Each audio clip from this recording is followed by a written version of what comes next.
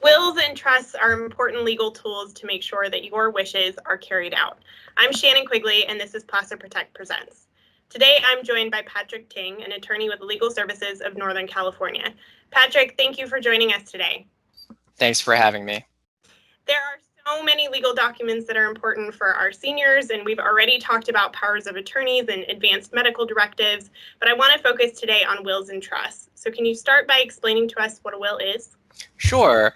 So a will is what's called a testamentary instrument, and that's just really a fancy way of saying that it's a written document where a person designates how they want their property, which is also known as their estate, to be distributed after their death. So the person creating the will then can designate another person called an executor, who is responsible for making sure that the original person's estate is going where they designate it should go to all of their heirs according to the will. So when the original person passes away, then the executor has a couple of responsibilities.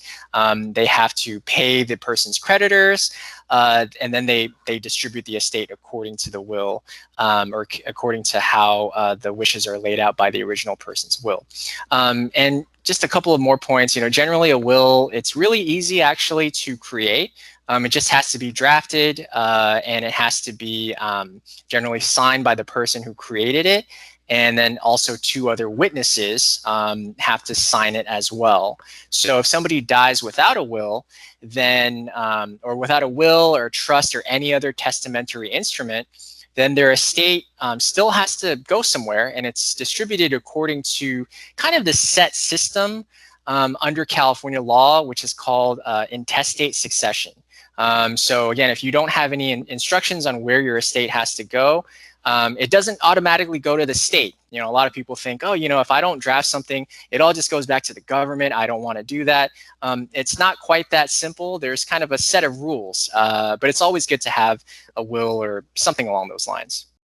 So can you explain to us what a trust is in comparison?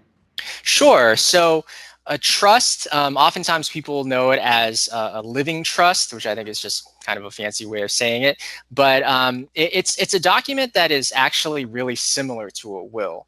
But one important difference is that in a will, it generally only becomes effective after a person's death, right? So during the person's lifetime, let's say you draft a will and you say, I want all my property to go to my two kids upon my death.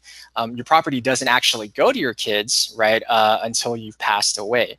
But a trust is usually effective both during a person's lifetime as well as after their death. So oftentimes it helps, I think, for people to visualize it. So I usually tell people to think of a trust as kind of like a bucket. Hopefully this helps more than it confuses people. But if you think of it as a bucket, it's where a person can put a lot of their possessions. It could include their home, it could include money, maybe certain financial accounts, investments. So you put all your stuff into a bucket, and then the trust is the document where you kind of draft a bunch of rules about everything in the bucket is supposed to do or where it's supposed to go. So it's kind of a bunch of rules for your property in that bucket. And then, so during a person's lifetime, generally they use the property in their trust to support themselves. So that's why there's kind of, the trust is effective during somebody's lifetime, which makes it's an important distinction between that and a will. But when that person dies, the trust also, if drafted properly, should also continue to take effect. So the trust should allow for the original individual to designate what's called a successor trustee. And that's just a fancy way of saying, a person, upon your death who is then tasked with or in charge of continuing to handle your property according to your wishes as drafted by the trust, and then basically kind of the same thing as a will. That person the successor trustee has to pay off, your creditors, and then distribute your property according to, like, to your beneficiaries or your heirs, according to the trust. So that second portion of a trust is very similar to a will, but it's a little more versatile. So you talked a little bit about how a trust applies during someone's lifetime and after when they pass away. Is that one of the reasons why someone would pick a trust over a will? Yeah, it could be. I think that there are also a couple of other reasons as well. So it's kind of getting into the reasons that one person might pick a trust over a will or a will over a trust.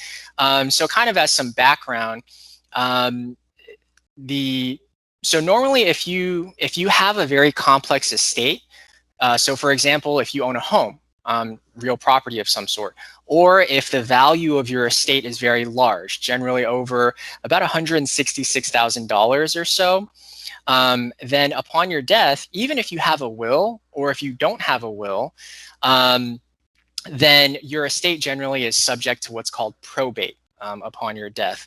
And so that means that when you pass away, let's say you have a home or you have a lot of property, then for an estate to be probated, that means that a judge has to first, there has to be kind of a court proceeding. So a judge has to first determine, if you have a will, whether that will is valid, hear any challenges to the will, ensure that your creditors are properly located and paid. And then after all that, and then maybe a couple of other, sort of procedural requirements, then your executor steps in and says, okay, all right, so after everybody's been paid off, all the creditors are paid, then the court ensures, okay, so here's the will, and then the remainder of your estate is distributed to all of your heirs according to the instructions that you left behind in your will. So this could take a little bit of time. It could cost a little bit of money. But again, the court generally ensures that your estate is distributed properly, or at least there's some sort of automatic court oversight. But with a trust, then, if you draft a trust, then your estate actually does not have to go through the probate court process upon your death. So, when you pass away, your successor trustee is responsible for doing all those things that we just talked about, right? Paying off your creditors, distributing your estate, to your beneficiaries. But there's no legal requirement, generally speaking, for your estate, regardless of whether you have a home or if you have a lot of, if your estate is worth a lot of money. Regardless of all of that, there's no legal requirement for your estate to go through the probate court process. So that's why, a lot of people might, especially if your estate is more complex, you have more things, a lot of people might prefer to draft a living trust over having a simple will, for the fact that with a will, their estate might actually still have to go through probate court.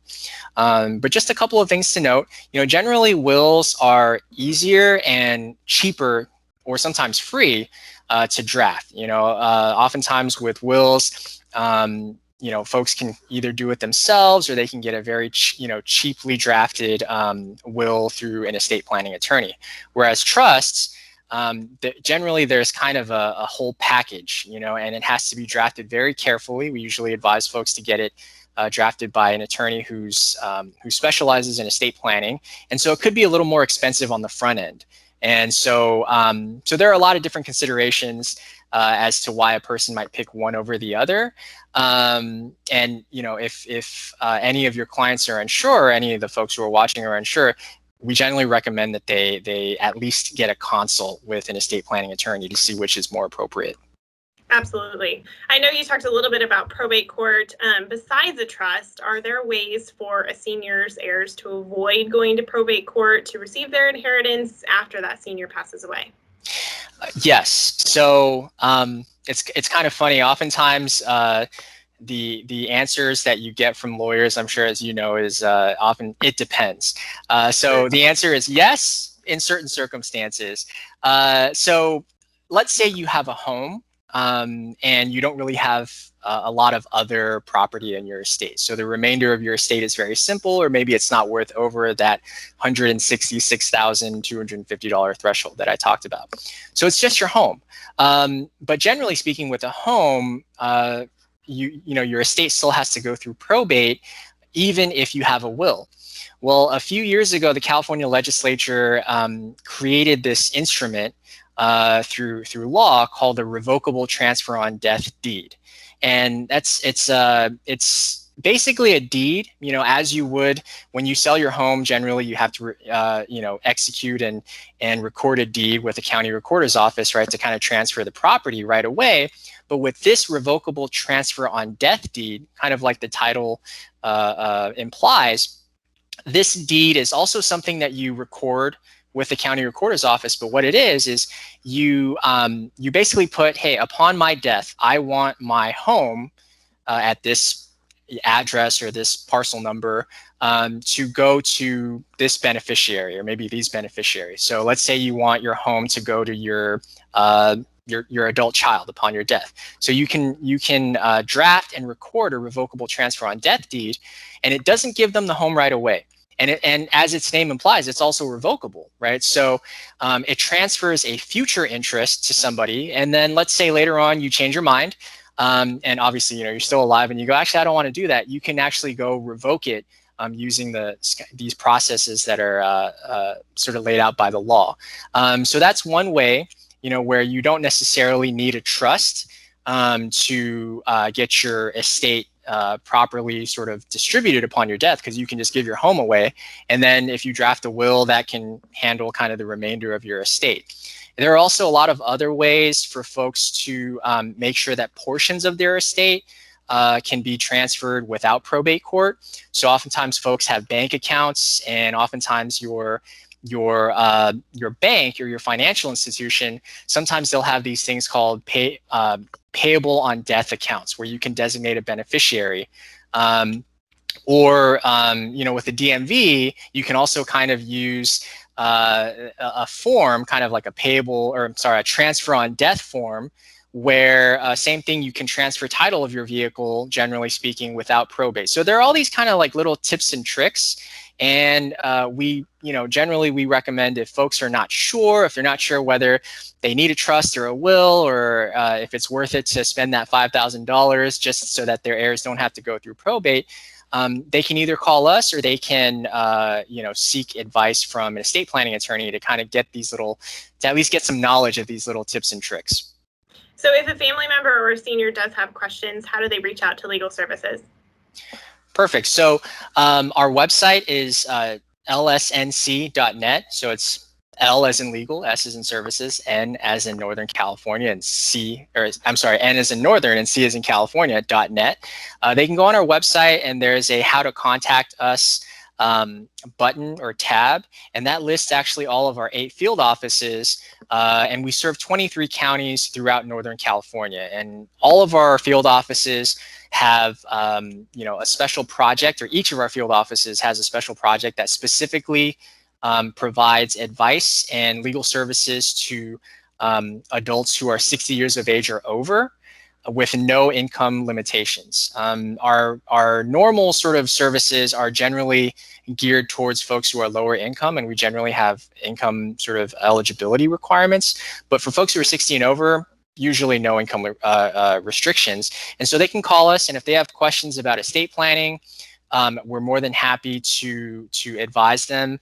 And we even have some simple will forms that we can actually send out to folks along with instructions for how to fill them in and how to get them properly executed.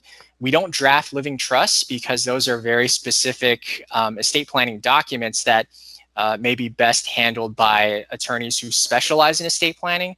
But oftentimes people can call us, and we can kind of tell them, hey, maybe you need a living trust, or maybe you want to, use some of these other tips and tricks to achieve your goals without spending the $4,000, $5,000, $6,000 or whatever it is to draft a living trust. So again, if folks are unsure, go on our website, contact one of our offices, and if folks are within our service area, we're happy to talk to them. That's amazing. I do want to caution our seniors, be very careful signing legal documents if you don't know the implications of signing those documents. And that's exactly why Legal Services of Northern California is there to help. We want to make sure that all of our seniors' wishes are carried out appropriately and per their instructions. And that is a lot easier done if there are legal documents like wills and trust in place. So Patrick, thank you very much for all of your help and how much you help the seniors who are here in Placer County. We really appreciate it. Thanks again for having us.